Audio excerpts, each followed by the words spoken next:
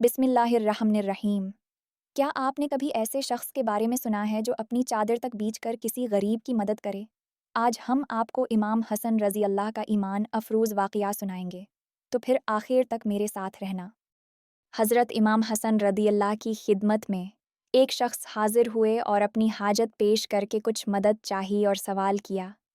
آپ نے فرمایا، تیرے سوال کی وجہ سے جو مجھ پر حق قائم ہو گیا ہے وہ میری نگاہ میں بہت اونچا ہے، اور تیری جو مدد مجھے کرنا چاہیے وہ میرے نزدیک بہت زیادہ مقدار ہے، اور میری مالی حالت اس مقدار کے پیش کرنے سے عاجز ہے جو تیری شان کے مناسب ہو، اور اللہ کے راستے میں تو آدمی جتنا بھی زیادہ سے زیادہ خرچ کرے وہ کم ہی ہے، لیکن میں کیا کروں، میرے پاس اتنی مقدار نہیں ہے جو تیرے سوال کے شکر کے مناسب ہو۔ اگر تو اس کے لیے تیار ہو کہ جو میرے پاس موجود ہے اس کو تو خوشی سے قبول کر لے، اور مجھے اس پر مجبور نہ کرے کہ میں اس مقدار کو کہیں سے حاصل کروں جو تیرے مرتبہ کے مناسب ہو، اور تیرا جو حق مجھ پر واجب ہو گیا ہے اس کو پورا کر سکے، تو میں بخوشی حاضر ہوں۔ اس سائل نے کہا، اے رسول اللہ صلی اللہ علیہ وسلم کے بیٹے، میں جو کچھ آپ دیں گے اسی کو قبول کر لوں گا، اور اس پر شکر گزار ہوں گا، اور اس سے زیادہ نہ کرنے میں آپ کو معذور سمجھوں گا۔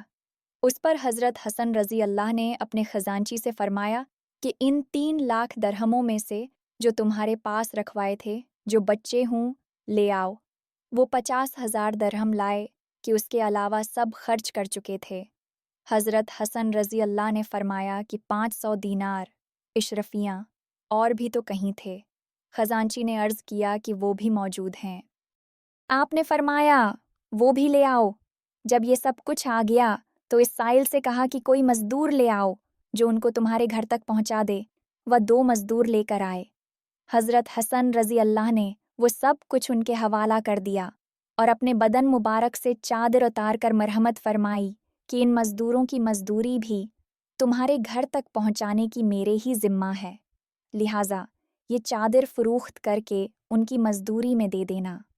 حضرت حسن رضی اللہ کے غلاموں نے عرض کیا کہ ہمارے پاس تو اب کھانے کے لیے 1 درہم بھی باقی نہیں رہا، آپ نے سب کا سب ہی دے دیا۔ حضرت حسن رضی اللہ نے فرمایا کہ مجھے اللہ جل شانہ کی ذات سے اس کی قوی امید ہے کہ وہ اپنے فضل سے مجھے اس کا بہت ثواب دے گا۔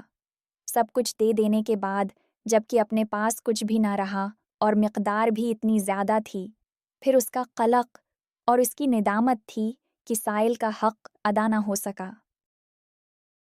اللہ ہمیں ان باتوں کو سمجھنے، ان پر عمل کرنے اور دوسروں تک پہنچانے کی توفیق دے، آمین۔ دیکھتے رہیں، کیونکہ میں جلد ہی ایک اور روشن کہانی کے ساتھ واپس آؤں گا۔ سونے سے پہلے ویڈیو دیکھنا نہ بھولیں۔ جزاک اللہ خیراً۔